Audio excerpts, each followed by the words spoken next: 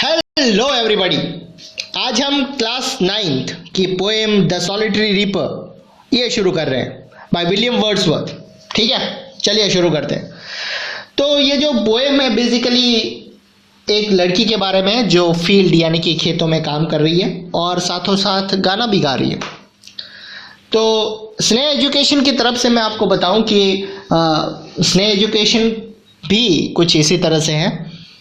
ये एक free YouTube channel है, फ्री एजुकेशन देने वाली यूट्यूब चैनल है। और स्नेह एजुकेशन की तरफ से मैं आपको बताऊं कि एक बहुत अच्छी बात मुझे याद आ गई जो आज सुबह ही मैंने व्हाट्सएप में पढ़ी थी।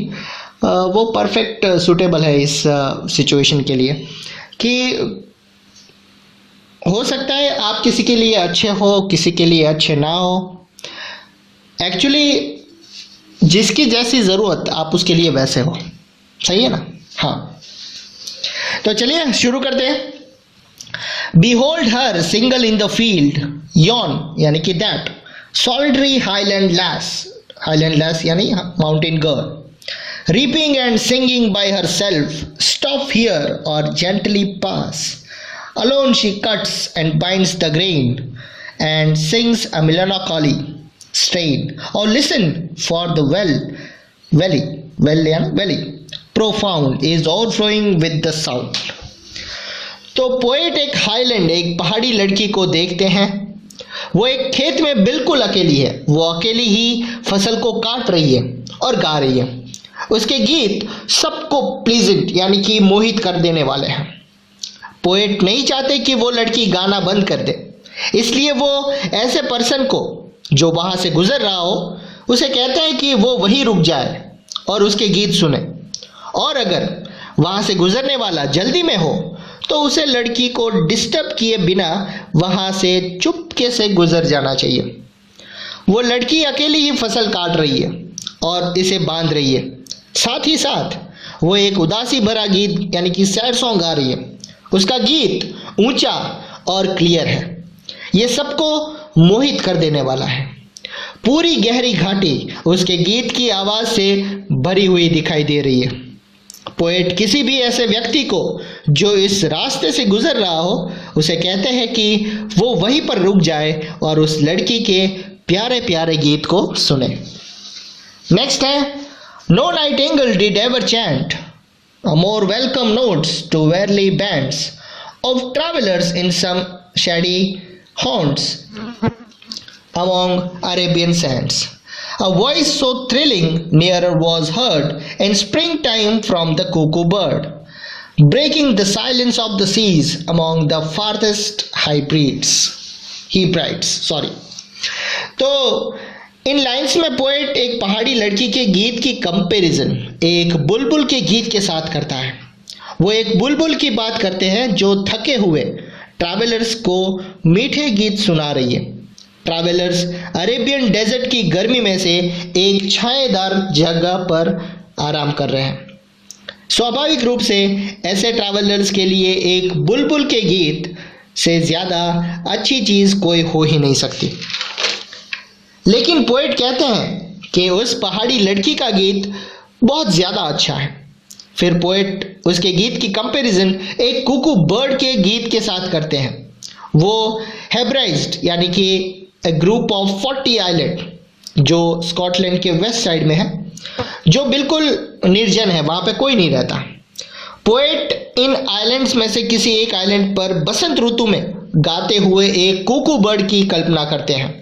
सही में कुकू बर्ड का गीत किसी भी एक व्यक्ति को बहुत अच्छा लगेगा जो अचानक वहां पहुंच गया है। ये समंदर की भयानक साइलेंस को तोड़ देगा। लेकिन पोएट कहते हैं कि पहाड़ी लड़की का गीत ज्यादा प्लीजिंग यानी कि खुशी देने वाला था। नेक्स्ट है, will no one tell me what she sings, perhaps the plaintive numbers flow for all unhappy far off things and battles long ago, or is it some more humbly familiar matter of today, some natural sorrow, loss or pain that has been and may be again. यहाँ पर poet पहाड़ी लड़की के गीत के बारे में कुछ गैसेस यानी कि अनुमान लगा रहे हैं। इस लड़की का गीत कैप्टिवेटिंग यानी कि बहुत ही अट्रैक्टिव है, बहुत ही मोहित करने वाला है। पोएट इसे बहुत ध्यान से सुनते हैं, लेकिन वो उस डायलेक्ट यानी कि उस बोली को, उस लैंग्वेज को नहीं जानते जिसमें वो गा रही है। उसे पता नहीं चलता कि वो किस विषय में, किस सब्जेक्ट में के बारे में गा रही है। इसलिए वो अपने ही गैसेस यानी कि अनुमान लगाने लगते हैं। वो कहते हैं कि शायद वो कुछ पुरानी दुख भरी बातों को याद करके उसके बारे में गा रही है। शायद वो उन लड़ाइयों के बारे में गा रही है जो पहले लड़ी जा चुकी है। फिर वो उसके गीत के बारे में कुछ और अनुमान लगाते हैं। वो कहते हैं कि वो शायद आजकल की किसी फैमिलियर कॉमन मैटर के बारे में गा रही है। शायद उसका गीत किसी नेचुरल सफरिंग यानी कि प्राकृतिक दुर्घटना के बारे में है जो उस पर बीत चुकी है। शायद दोबारा भी वो आ सकती है। ये किसी दुख, परेशानी या पीड़ा के बारे में हो सकता था, क्योंकि ऐसा ही गीत लग रहा था। नेक्स्ट है, whatever the theme the maiden sang is if her song could have no ending. I saw her singing at her work and ordered the sickle bending. I listened motionless and still, and I mounted up the hill. The music in my heart I bore long after it was heard no more. इसमें poet अपना भरोसा, अपना विश्वास दिखा रहे हैं कि कोई भी सुंदर चीज़ हमें सिर्फ अभी के लिए ही खुशी नहीं देती, लेकिन फ्यूचर में उपयोग के लिए भी वो हमें खुशी देती है। पोएट उस डायलेक्ट यानी कि उस बोली, उस लैंग्वेज को नहीं समझते थे जिसमें वो लड़की गा रही थी। इसलिए वो समझने में असफल रहे कि उसका गीत किस बारे में था। लेकिन उस बात का पोएट के लिए ज़्यादा इम्पोर्टेंस भी नहीं था। वो कहते थे कि सब्जेक्ट कुछ भी हो, उस लड़की का गीत बहुत ही प्लीजेंट था। ऐसा दिख रहा था कि लड़की का गीत कभी ख़त्म नहीं होने वाला था। वो अपनी सिकल के ऊपर झुकी हुई थी, यानी कि सिकल से काम कर रही थी और गाना गा रही थी। उस पहाड़ी लड़की के गीत ने पोएट को बिल्कुल मोहित कर दिया था। वो बिना कुछ बोले, बिना हिले, बिना डुले वहाँ पर खड़े रहे और काफ़ी देर तक उसका गाना सुनते रहे। फिर वो पहाड़ी के ऊपर चढ़ गए, यानी कि उनको जो जहाँ जाना था वो वहाँ पे चले गए।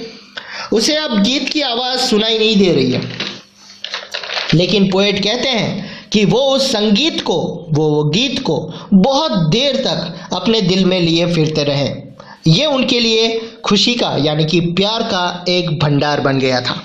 स्टूडेंट, तो ये थी आपकी poem the solitary reaper by William Wordsworth. I hope आपको पसंद आया होगा, और स्नेह एजुकेशन को लाइक, शेयर और कमेंट करना बिल्कुल मत भूलिएगा। Thank you so much.